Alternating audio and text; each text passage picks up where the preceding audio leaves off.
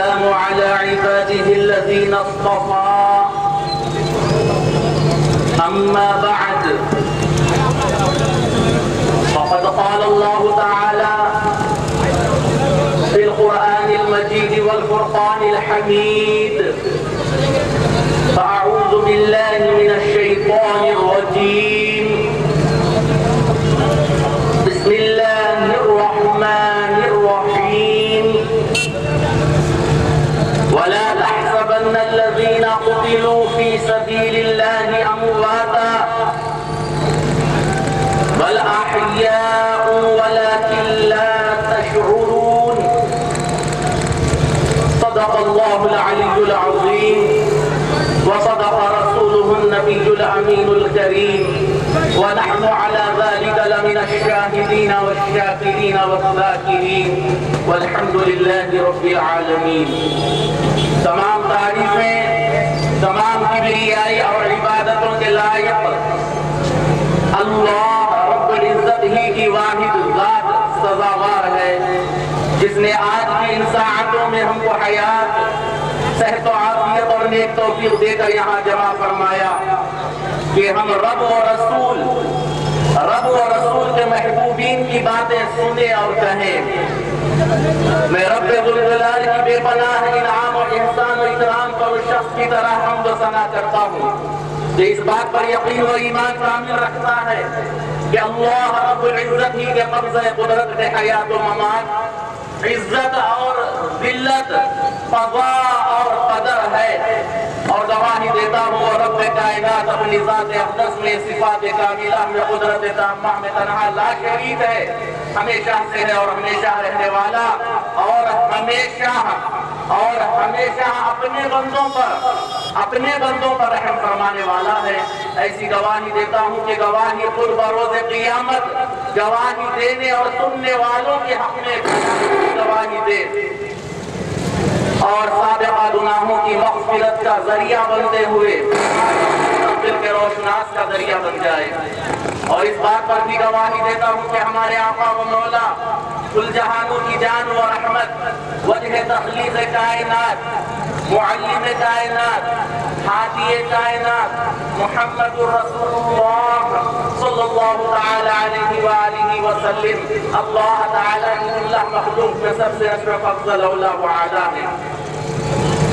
Stage پر تشریف فرما علماء اکرام، وجانصاران اہل بیت اطہار رضی اللہ عنہ، وسامعین اکرام، دور دراز سے سننے والی ماں بہنوں،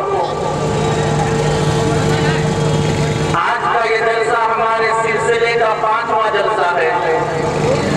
یہ ماہ مبارک محرم الحرام بڑا ہی متبرک مہینہ ہے اور اسی مہینے میں رب ذوالجلال نے ایک ایسا دن جس کو عاشورہ کہتے ہیں، 10واں دن، عشر 10 سے ہے اور عاشورہ یوم 10ویں دن کو کہتے ہیں. اسی عاشورے کی تاریخ میں رب نے اس دنیا میں سب سے پہلے بارش فرمائی. اسی یوم عاشورے کو سیدنا آدم علیہ السلام کا جسد خاکی بنایا گیا. اسی یوم عاشورے کو ان کو فرشتوں سے سجدہ کروایا گیا. اسی یوم عاشورے کو آدم علیہ السلام کا نکاح کروایا گیا. اسی یوم عاشورے کو آپ دنیا میں تشریف لائے سرزمین پر جنت سے، اور اسی یوم عاشورے کو میدان عرفات میں آپ کی ملاقات طویل عرصے کے بچھڑنے کے بعد ماں حوا علیہ السلام سے ہوئی. اسی یوم عاشورے کو سیدنا نوح علیہ السلام کی کشتی کو وادی جودی پر سہارا رب ذوالجلال نے دیا. اسی یوم عاشورے کو سیدنا موسیٰ علیہ السلام کو ان کے ساتھیوں کے ایمان والوں کے ساتھ فرعون اور اس کے ساتھیوں سے نجات عطا فرمائی دریائے نیل پار کروا کر. اسی یوم عاشورے کو سیدنا ابراہیم علیہ السلام پر نمرود کی آگ کو سلامتی کے ساتھ ٹھنڈی فرمایا. اسی یوم عاشورے کو سیدنا ادریس علیہ السلام آسمان پر پر اٹھائے گئے اور اسی یوم عاشورے کو سیدنا یوسف علیہ السلام کنویں سے نکالے گئے اور اسی یوم عاشورے کو سیدنا یعقوب علیہ السلام طویل مدت کے بعد اپنے چہیتے بیٹے یوسف علیہ السلام سے ملاقات کی۔ اسی یوم عاشورے کو سیدنا یوسف علیہ السلام کو ان کے بھائیوں اور درباریوں کے ساتھ سجدہ کروایا گیا۔ اسی یوم عاشورے کو سیدنا عیسیٰ علیہ السلام کو آسمانوں پر بلند مقام پر اٹھایا گیا اور اسی یوم عاشورے کو سیدنا امام عالی مقام نواسے محمد عربی صلی اللہ علیہ وسلم لخت جگر سیدنا مولا علی شیر خدا رضی اللہ عنہ سیدنا فاطمہ الزہرا رضی اللہ عنہا کے نور نظر امام حسین رضی اللہ عنہ کی شہادت ہوئی۔ یہ یوم عاشورے کا دن انتہائی اہم ہے۔ امام حسین رضی اللہ عنہ کا مقام و مرتبہ بڑا ہی بلند و بالا ہے۔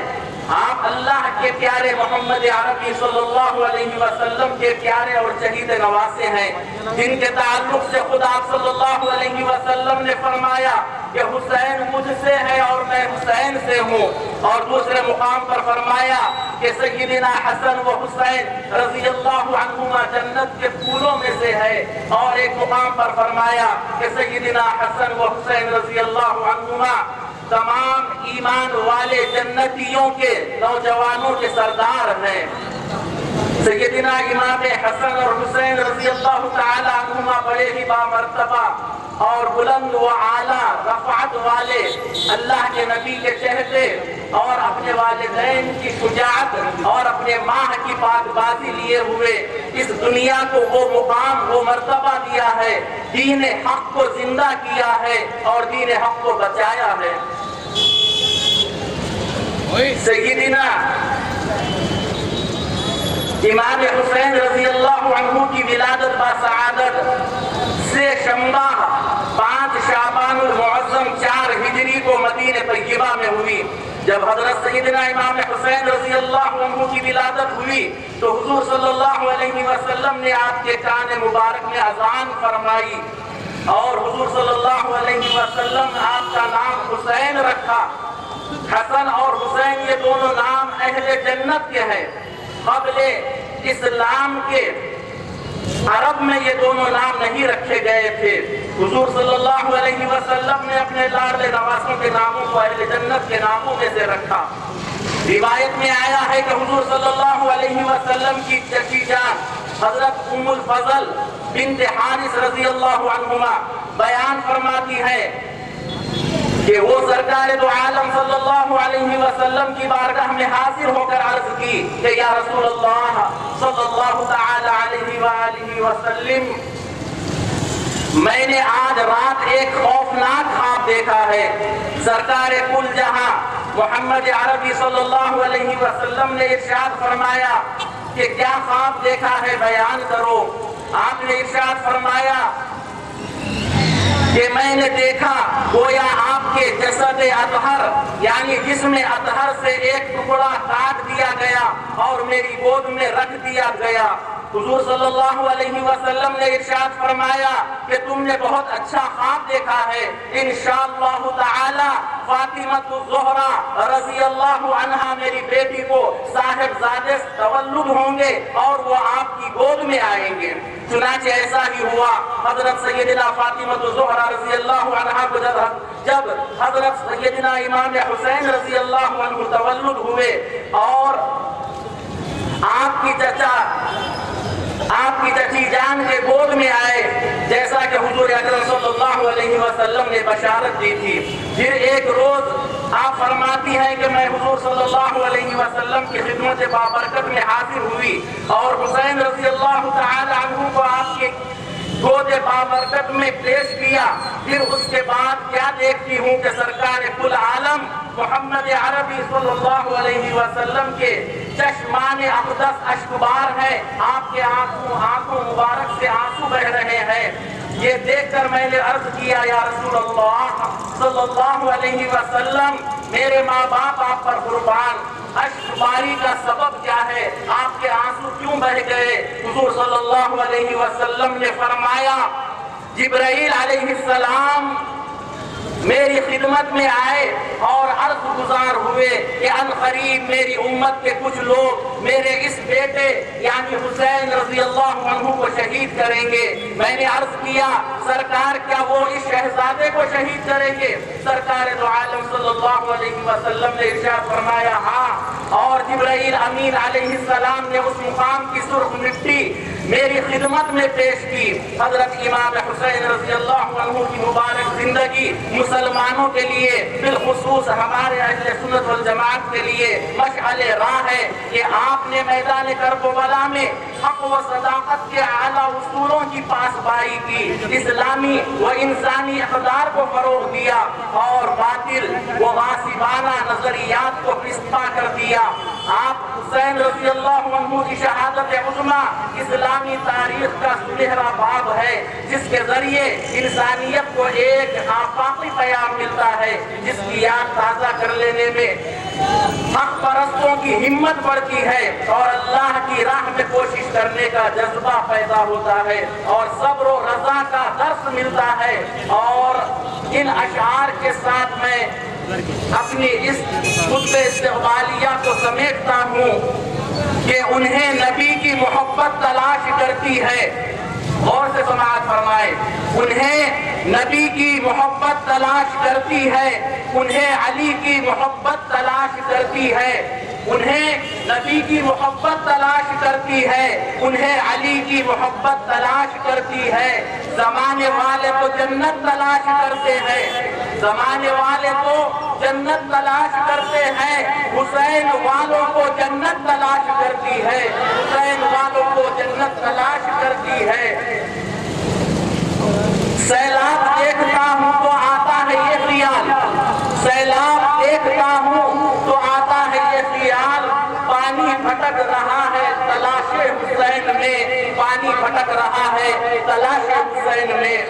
ہزاروں سر ہے جن کو نماز بچاتی ہے، ہزاروں سر ہے جن کو نماز بچاتی ہے، نماز کو جو بچایا وہ سر حسین کا ہے۔ اللہ تعالیٰ سے دعا ہے کہ اللہ تعالیٰ کہنے سننے سے زیادہ سمجھنے اور عمل کرنے کی توفیق عطا فرمائے۔